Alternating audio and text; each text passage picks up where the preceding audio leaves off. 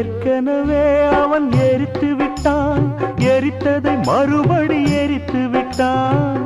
தர்மம் காக்கும் தேவனோ தூங்கி போய்விட்டான். வாழ்க்கை எதுவென்று புரியவில்லை, வாய்விட்டு அழவும் வசதி இல்லை. வெந்த புண்ணில் அல்லவோ வேலும் பாய்ந்தது, விதியால் வந்ததா இல்லை, சதியால் வந்ததே தொல்லை. விதியால் வந்ததா இல்லை, சதியால் வந்ததே தொல்லை.